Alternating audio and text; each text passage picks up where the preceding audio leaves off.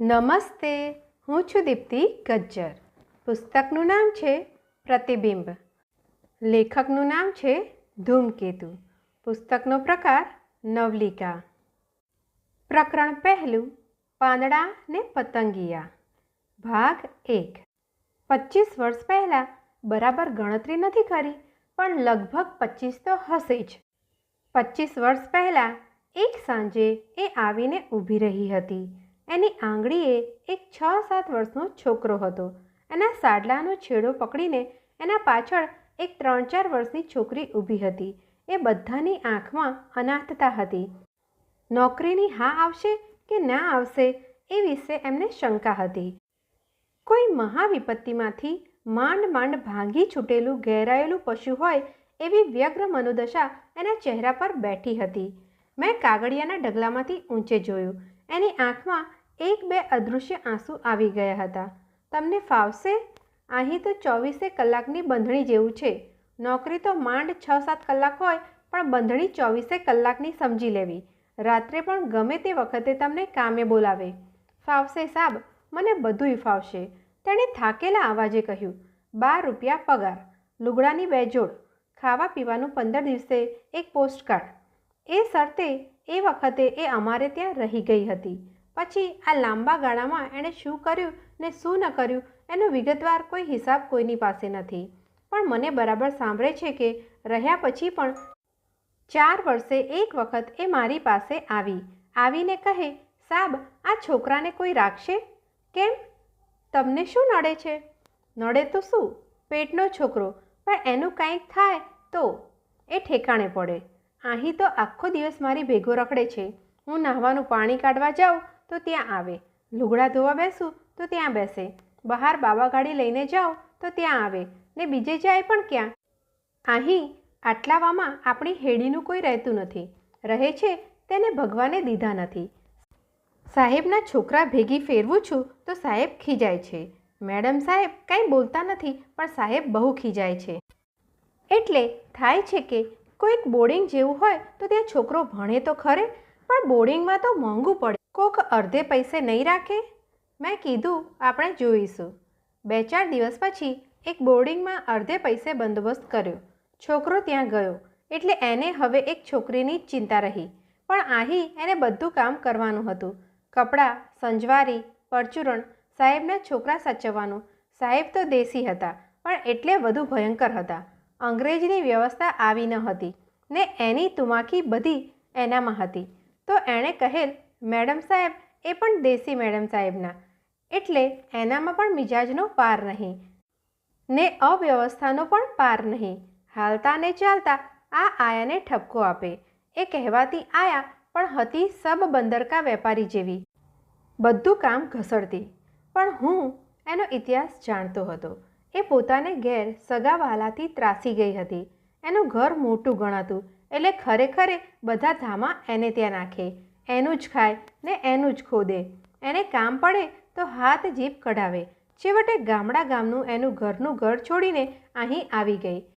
ખેતરા અરધિયાણ આપી દીધા. ગાય હતી તે રબારીને આપી. રબારીએ કસાઈને દીધી, પણ 2 હાથ બદલ્યા એટલે પાપ રબારી માથે ગયું ને પુણ્ય આ બાઈને મળ્યું. આ બધી વાત એની મેં સાંભળી હતી.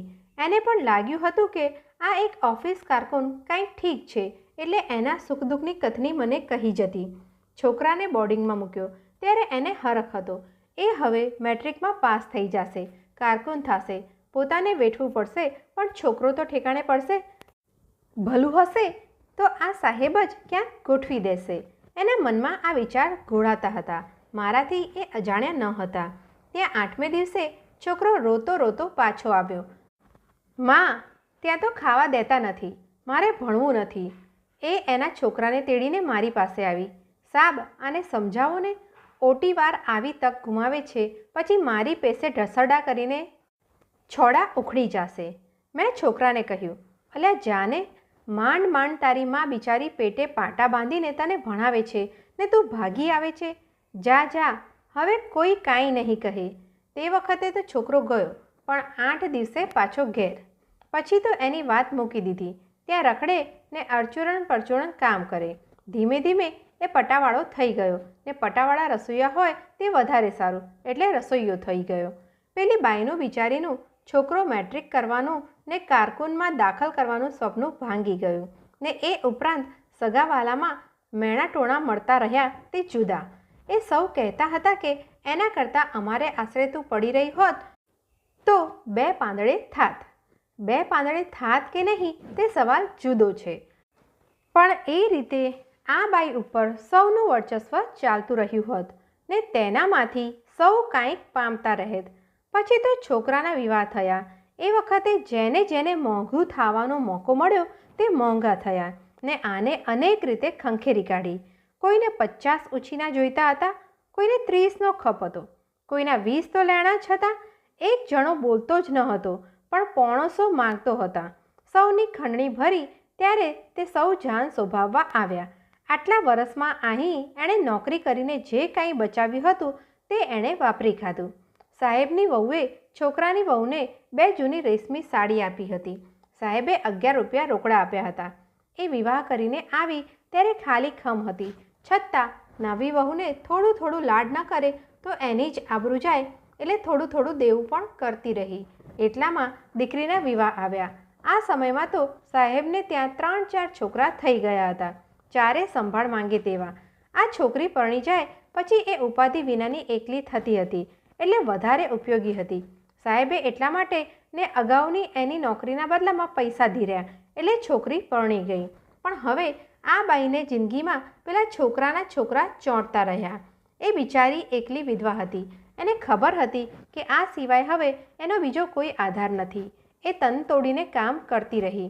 માંદા પડવાનો વિલાસ એને પોસાય તેમ ન હતો. પણ છોકરીનો વર ઓટીવાર હતા. એ કારકુન હતો. આ છોકરીનો ભાઈ પટાવાળો હતો એટલે એ પોતાને ઊંચો માનતો, પટાવાળાને નીચે માનતો. છોકરી વર્ષો સુધી એની માનો ને ભાઈનો આધાર પામી હતી. એમના વિશે એક શબ્દ ઘસાતો ખફો એને આકરો પડતો.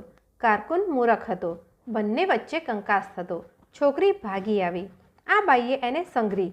કામ ચાલતું રહ્યું. એ મહેનત કરતી રહી. પણ હવે છોકરાની વહુને આ છોકરી ભારે પડવા માંડી એટલે ભાઈ બાપા કરીને એને માં મૂકી આવી અને પેલો કારકુન કાંઈ દુઃખ ના આપે માટે 5 પૈસા એને પણ દેતી આવી. એમ ને એમ એ પોતાનો સંસાર ચલાવતી રહી. પણ હવે સાહેબના સંસારમાં ઘર્ષણ ઊભું થયું. સાહેબનું મન બીજે લાગ્યું. એમાંથી વાત વધી પડી. સાહેબની વહુ ભાગ્યા. આ બાઈ ક્યાં જવું એ દ્વિધા વૃત્તિમાં પડી ગઈ. છેવટે સાહેબ સાથે જ રહી. પણ 5-15 મહિને સમાધાન થયું એટલે સાહેબની વહુ કુટુંબ કબીલો લઈને પાછા આવ્યા. પણ પછી આ બાઈના માન ઉતરી ગયા. હવે એને પોતાને પણ ચિંતા થઈ અને એટલામાં સાહેબની વહુની પિયર ભણીની કોઈ મળી આવતા આને રજા થઈ ગઈ. હવે એના ઉપર આપ તૂટી પડ્યું. છોકરો પોતાને જાળવે એટલી કમાણી કરતો નથી. છોકરી શું જાળવતી હતી? પોતે બીજે જાય તો હવે એ નવી શક્તિ ક્યાંથી કાઢે? ઘેર જાય તો પોતાના ગામના 5-15 જૂના કજિયા રાહ જોઈને બેઠા હોય. ત્યાં કુદરતે એક મદદ કરી. છોકરાની વહુને બીજી સુવાવડ આવે તેમ હતી. ડોસીનો ખપ પડવાનો એટલે એનો ભાવ પૂછાયો. 2-4 મહિના નીકળી ગયા. ત્યાં છોકરીની સુવાવડ આવી. એ 4 મહિના વળી નીકળી ગયા. પણ હવે એ પવનના સપાટે ચડેલ પાંદડું બની ગઈ. એને પોતાને પોતાપણું ન રહ્યું. એને નવો ઉત્સાહ પણ ન રહ્યો. કમાવાની ધગસ ન રહી અને એણે અત્યાર સુધી એટલું કામ કર્યું હતું કે કોઈ પ્રકારની એને ટેવ પણ પડી ન હતી. નહીંતર એ ટેવના આધારે પણ અત્યારે જીવન મીઠું લાગત. ક્યાંક જઈને બેસવાની ટેવ કે 4-4:30 ચા પીવાની ટેવ કે મહાદેવે જવાની ટેવ કે કથામાં જવાની ટેવ, કોઈ કહેતા કોઈ ટેવ પણ એને ન હતી. એ હવે ઘર આંગણે બેસી રહેતી. એ કોઈને કોઈ કાગળની રાહ જોતી. એવામાં એને ઘેરથી કાગળ આવ્યો. ભીત પડી ગઈ છે. એ ભીત સરખી કરાવવા પોતાને ગામ ગઈ. ત્યાં જઈને એણે જોયું કે જે 2-4 ગાભા હતા તે પણ પગ કરી ગયા હતા. ભીત ચણાવી લીધી. પણ એટલી વારમાં નહીં તો 1 ડઝન કજિયા એને ત્યાં આવીને ઊભા હતા. જે જૂમથી એ યુવાવસ્થામાં એ છોકરાને આધારે ભાગી હતી તે યુવાવસ્થા હવે ત્યાં ન હતી અને નાના નાના ઘર્ષણ તો ઘટવાને બદલે વધ્યા હતા. એણે પોતાના જીવનને ખોળવા માંડ્યું. એમાં હવે કાંઈ જ ન હતું. એમ નહીં, એને લાગ્યું કે પહેલેથી જ એમાં કાંઈ ન હતું. એ પોતાના જ ફળિયામાં પડી રહેવા લાગી. સગા સાગવા સાથે હળવા મળવાનું એને ઘણું મન હતું, પણ એ સૌ માનતા કે આની પાસે પૈસા છે, માટે એ ખંડણી આપે તો જ એની સાથે સુલેહ સંપની વાત થાય.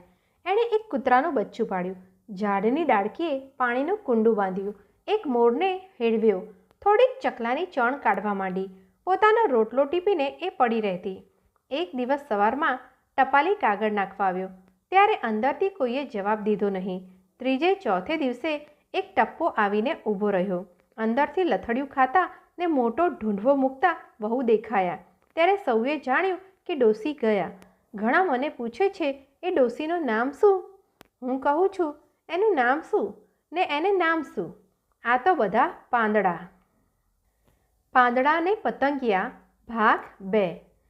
અને ગોપાળ રડી પડ્યો, મોટેથી ભેંકડો કાઢીને રડી પડ્યો. એના બાપાના હાથમાંથી એક સુંદર ફૂલસરા પંખી પડી ગયું ને એ ભાંગી ગયું. કાલે પ્રદર્શનમાંથી જ એ લાવ્યો હતો. રૂપે રંગે આબેહૂબ ફૂલસરા પંખી જ જોઈ લ્યો. નાનકડો ગોપાળ માની બેઠો કે પછી પોતાના મનને મનાવી બેઠો, પણ એણે એને સાચું માન્યું હતું. કાલથી આજ સુધી એક પળ પણ એણે એને છૂટું મૂક્યું ન હતું. રાત્રે પથારીમાં ભેગું સુવાર્યું હતું. એટલી વારમાં એ પંખી એનું જીવન બની ગયું હતું.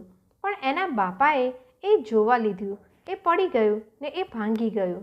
બાપાએ એને બહુ સમજાવ્યો કે ગાંડા ભાઈ, આ તો માટીના પંખી ભાંગી જાય, એ કંઈ સાચા પંખી છે? હું તને એક સાચું પંખી લાવી દઈશ, બસ.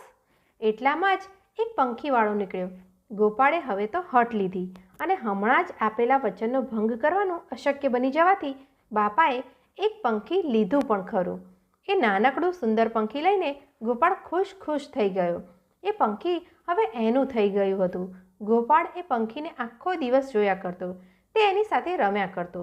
એને હવે આ પંખી ઉડી જવાનો ભય ન હતો. એ સાચું પંખી હતું, પેલું તો ખોટું હતું. પણ 15 દિવસ થયા ને એક દિવસ ગોપાળ પાંજરા પાસે ગયો તો પંખી એની સામે જોતું નથી. એ તો બાપા પાસે દોડ્યો, એનો હાથ ચાલીને ત્યાં લાવ્યો, પણ બાપાએ બારણું ઉગાડ્યું તો પંખી તરત નીચે પડી ગયું. એ બાપા, તમે ભાંગી નાખ્યું, મારું બીજું પંખી ભાંગી નાખ્યું, કહેતો ગોપાળ રોવા માંડ્યો.